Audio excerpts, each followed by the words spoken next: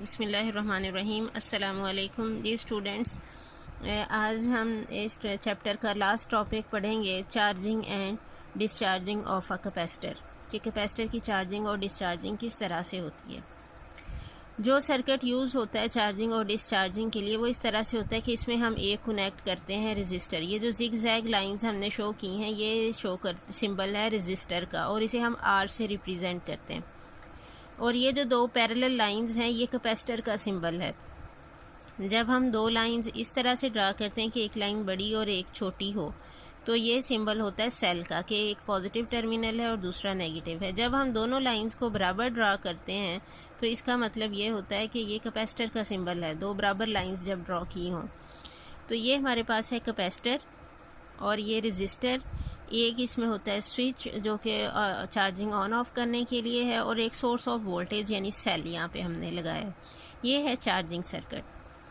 The circuit which is used for the charging of a capacitor consist of a resistor and a capacitor along with battery. क्या है, इसमें एक resistor है और एक capacitor है, साथ हमने बैटरी अटैच की है। और ये सर्किट क्या कहलाता है, and it is known as RC circuit. Resistor का आर है और कैपेसिटर का सी, इसको हम कहते हैं RC circuit. When the switch S is set at terminal A, जब इस स्विच को हम ये दो टर्मिनल्स हैं यहाँ पे ए और बी, जब हम इसको ए पे सेट कर देंगे तो देखें एक क्लोज्ड पाथ बन जाएगा इस तरह से।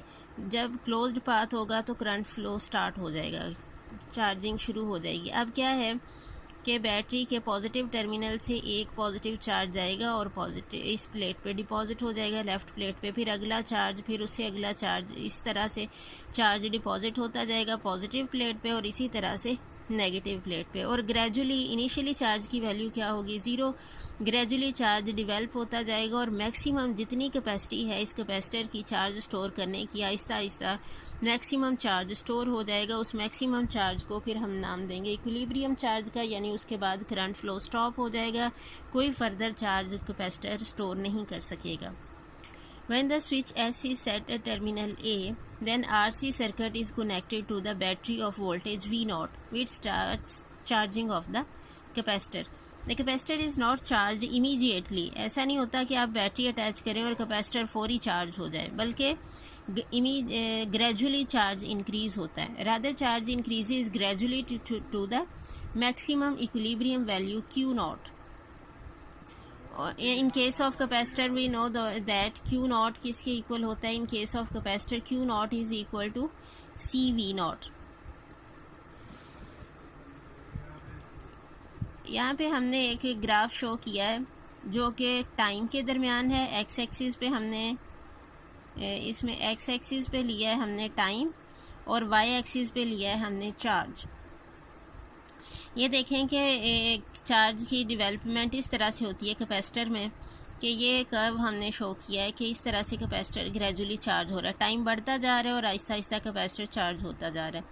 ये जो मैक्सिमम वैल्यू है चार्ज की जो कैपेसिटर ने स्टोर की है, इसे हम नाम देते हैं इक्विलिब्रियम चार्ज का Q0, और ये किसके इक्वल होगा, CV0 के। The charging time of capacitor depends on the value of resistance and capacitance. ठीक है, ये जो हमने सर्किट में रेजिस्टेंस और कैपेसिटी, जितनी ज़्यादा कैपेसिटेंस होगी कैपेसिटर की उतना चार्जिंग टाइम ज़्यादा लगेगा, जितनी रेजिस्टेंस की वैल्यू ज़्यादा होगी उसमें भी चार्जिंग टाइम ज़्यादा लगेगा। In the figure graph shows the variation that charge increases gradually with time and reaches to maximum equilibrium value.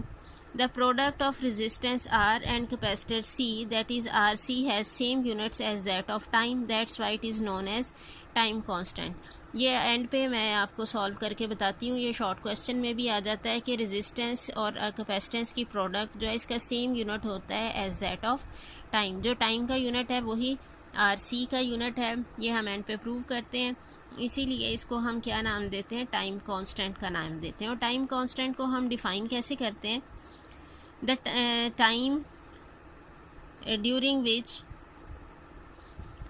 0.63 times, या आप ये भी कह सकते हैं 0.63 टाइम्स, या फिर आप ये लिख सकते हैं इसको 63%।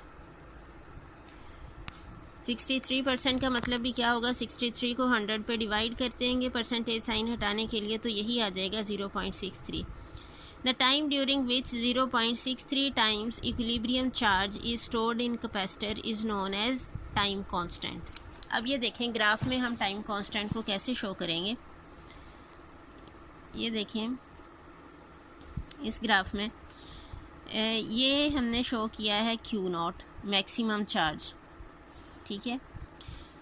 अब ये बेसिकली क्या है 1 Q0, तो यहाँ से ये यहाँ पे क्या है चार्ज की वैल्यू 0 और 1 Q0 के दरमियान में यहाँ पे करके कहीं होगा हाफ Q0, 0.5 Q0। हमने किसको शो करना है 0.63 को, तो वो 0.5 से थोड़ा सा ऊपर शो करेंगे, ये होगा 0.63 Q0। यहाँ से हम एक से लाइन पैरेलल लाइन ड्रॉ कर देंगे सीधी, ठीक है। तो ये जहाँ पे इस कर्व को टच कर रही है वहाँ से हम एक परपेंडिकुलर लाइन ड्रा करेंगे। ये जो टाइम की वैल्यू है हमने क्या कहा है, टाइम किसके इक्वल है, प्रोडक्ट RC के इक्वल है, तो ये टाइम क्या कहलाएगा, this will be the time constant. The time during which 0.63 times equilibrium charge is stored on capacitor is known as time constant. अच्छा, अब हमने ये कहा था कि चार्जिंग टाइम किस पे डिपेंड करेगा, RC की प्रोडक्ट पे। अगर प्रोडक्ट RC की स्मॉल है तो कैपेसिटर जल्दी चार्ज हो जाएगा, उतनी टाइम कांस्टेंट की वैल्यू भी कम होगी। अगर RC की प्रोडक्ट लार्ज है यानी रेजिस्टेंस भी ज़्यादा है और कैपेसिटेंस की वैल्यू भी ज़्यादा है, तो उतना ये चार्जिंग में ज़्यादा टाइम लेगा। और फिर ये देखें कि अगर आप इसी कर्व को एक्सटेंड कर दें तो यहाँ से परपेंडिकुलर ड्रा करेंगे क्योंकि इस कर्व को यहाँ इस पॉइंट पे टच कर रहा है, तो RC की वैल्यू यानी टाइम कांस्टेंट की वैल्यू उतनी ज़्यादा हो जाएगी। क्लियर है ये point. For small value of RC capacitor charges quickly, जितनी RC की वैल्यू स्मॉल होगी कैपेसिटर जल्दी चार्ज हो जाएगा। And for large value of RC capacitor charges slowly, जो जितनी RC की वैल्यू लार्ज होगी उतना कैपेसिटर स्लोली चार्ज होगा।